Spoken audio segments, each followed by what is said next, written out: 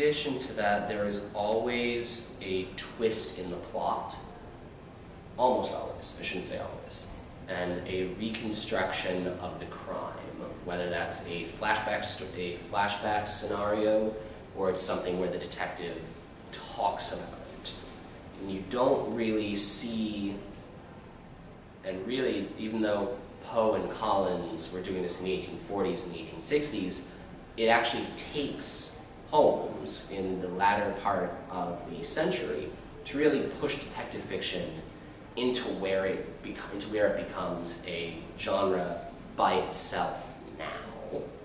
And one of the more entertaining things that I discovered was that Conan Doyle actually based Sherlock Holmes off of Dr. Joseph Bell, who is a man that Conan Doyle himself actually worked for, and Bell was famous for making the same leaps in logic that Holmes did.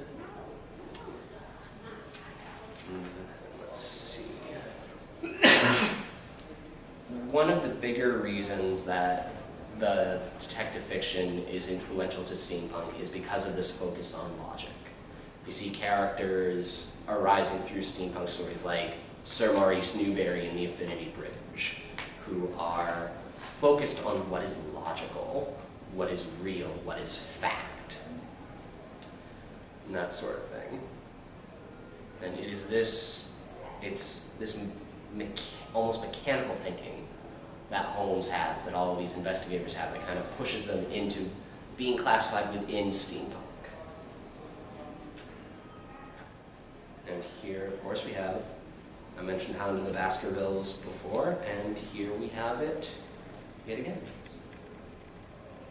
This is from the footprints did not approach the body. 1988 version of the story that aired on the BBC. I noticed a change in the shape of Sir Charles' footprints. So this sort of change. The heel of the shoes no longer left an impression. It was as if he walked on tiptoe. So you see, it's Only you caught me in, Doctor. Holmes is very logical in this context. Disclosing these facts to the whole world. Besides, there is a realm in which even the most acute and experienced detectives selfless.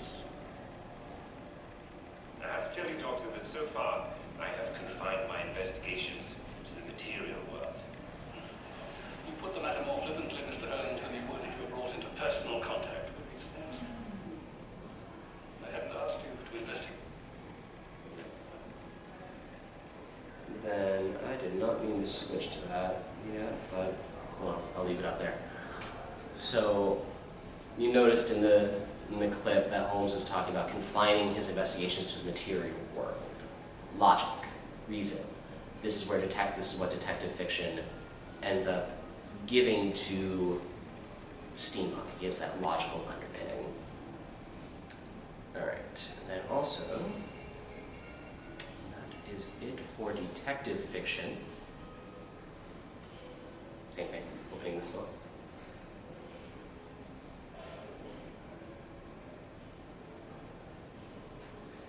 Okay. Now, of course, we move on to dystopian fiction. If you were to boil down steampunk to the three strongest genres that I've talked about so far, you would go with the scientific romance for the technology, the alternate history for things running counter to fact, and dystopias. Now, the definition of a dystopia is really almost a negative utopia. It's basically taking something that we thought we wanted and twisting it to its extreme.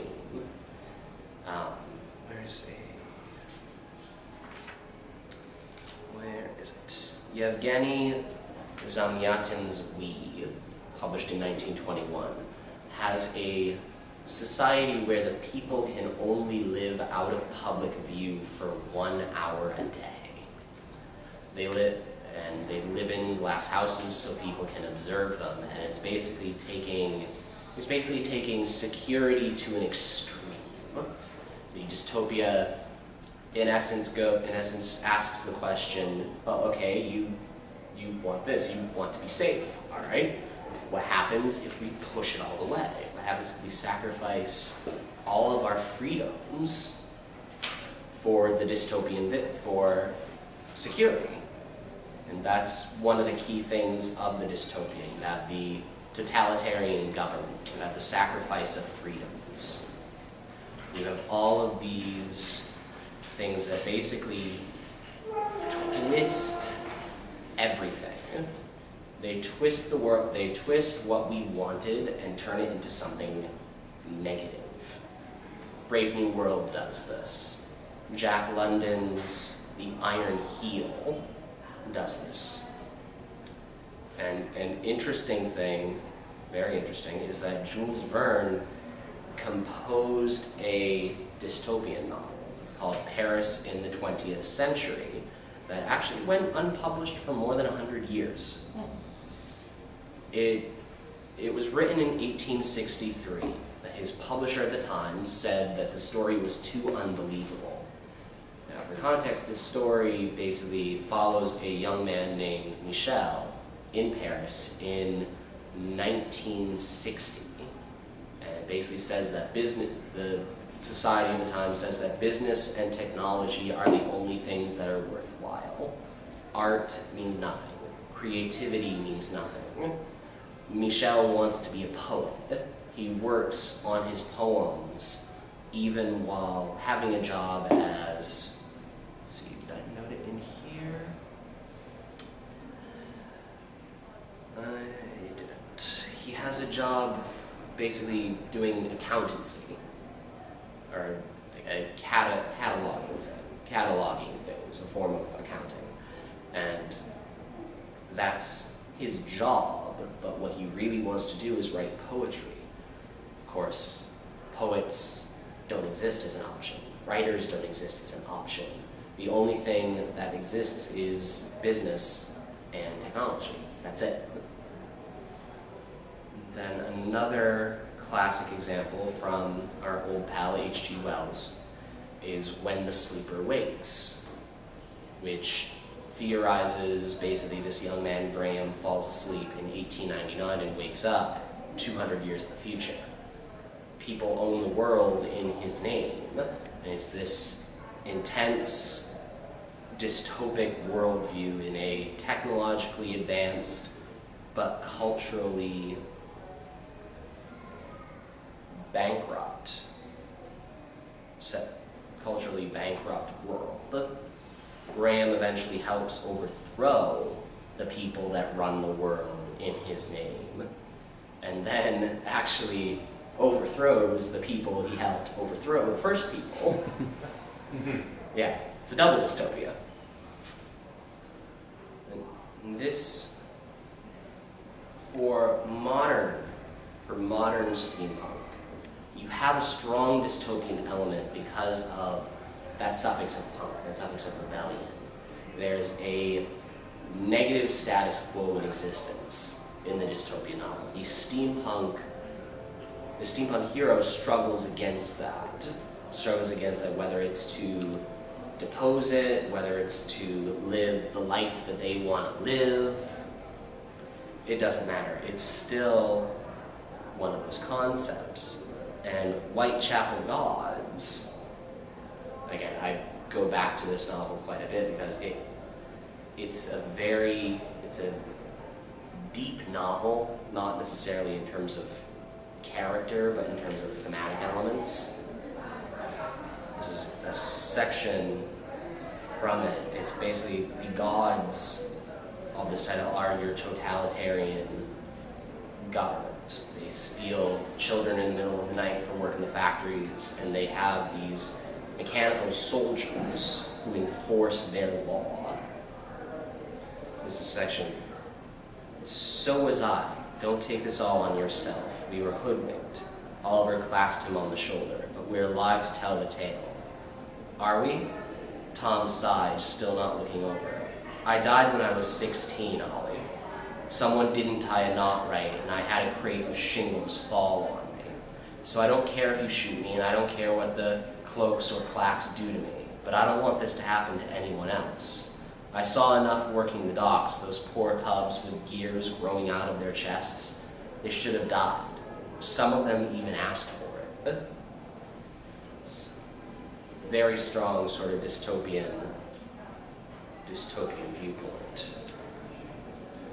Actually have 1984, one of the stronger dystopias in recent memory.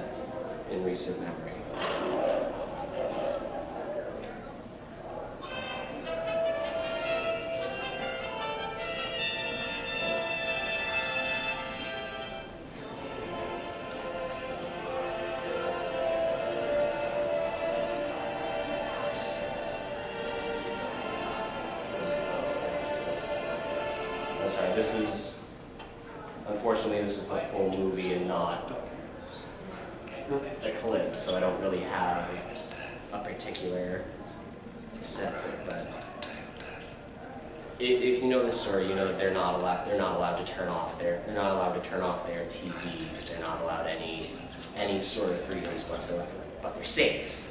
But it's an extreme safety. And that extreme safety turns it into that dystopian sort of view.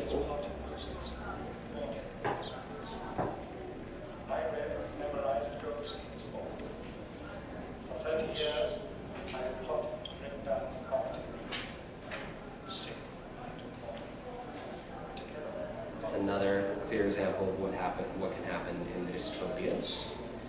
All right. So that is it for my discussion of dystopias. Commentary, questions, points that you wish to make that I missed.